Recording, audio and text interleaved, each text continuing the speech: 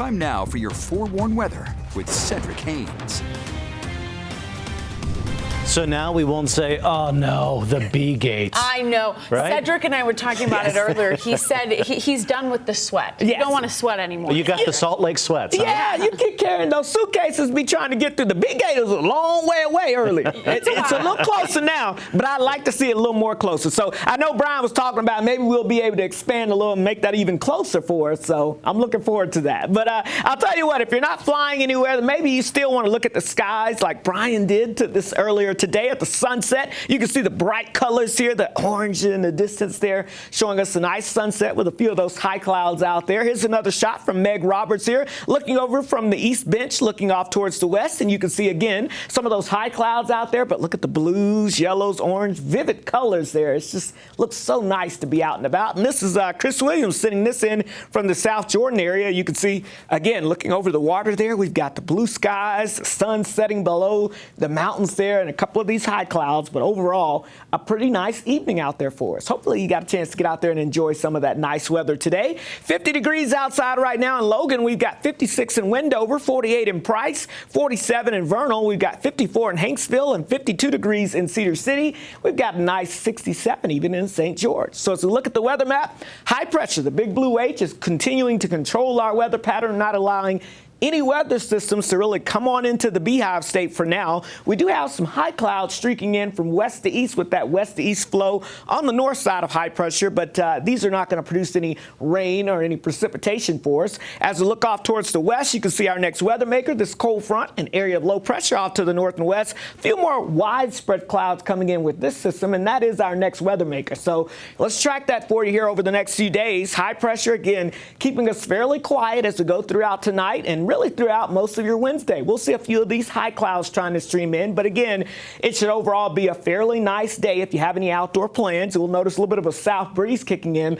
late in the day. Here comes that cold front, though, that I was showing you off the west coast as we get into late in the evening. Look at the precipitation. It looks like it's about to enter at least the northern half of the area, but then it kind of runs into that dry air, so poof, it just kind of disappears there across the northern half of the Beehive State. Can't rule out an isolated sprinkle or a snowflake there from Bear Lake over towards Cache Valley into the Uintas, but for most of us, it's going to be a dry passing front, but it will shift the winds out of the north and west, and that will usher in some cooler air for us as we get into your Thursday and the Friday, but that's pretty much going to be the only results of that system, and primarily across the northern half of the state. So as we look at your upper level futurecast, here comes that warm air mass settling in again for us tomorrow. In fact, I'm forecasting a high in Salt Lake City of about 75 for tomorrow, but if we hit 77, then we will tie the old record high. So again, closing in on potential near record highs tomorrow. And then that weak low pressure skirts by, switches our winds out of the north and west, and ushers in some slightly cooler air for your Thursday. And I say slightly cooler, it'll actually be about 10 to 15 degrees cooler than what we're going to see on our Wednesday. But then here comes high pressure again by Friday, surging back to warm. And that's going to set us up for a warm and wonderful weekend. If you have any plans outside this weekend, please take advantage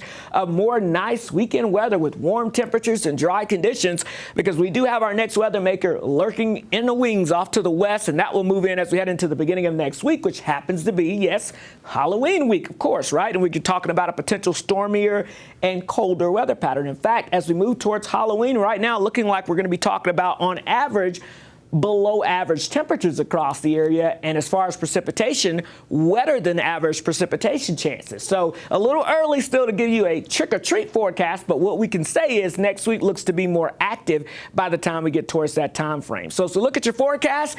The upper 30s and 40s tonight are back in the 70s for us tomorrow, and then here you can see, again, looking pretty nice with temperatures upper 60s to low 70s. In St. George, how about this? We're going to be talking about those 80s all the way through the weekend. A few clouds from time to time, but hey, that's not going to spoil too much for us. Make sure you get that sunscreen out. Otherwise, the Wasatch Front, yeah, we got 70s. We cool it down Thursday, back up to the 70s for the weekend, and then a bigger change next week. But we'll focus on next week. One thing at a time. Yeah, that's right. So yeah, baby steps. Yes, near record highs tomorrow. Okay, and if it rains, go inside to the Delta Center. There's always something going on there.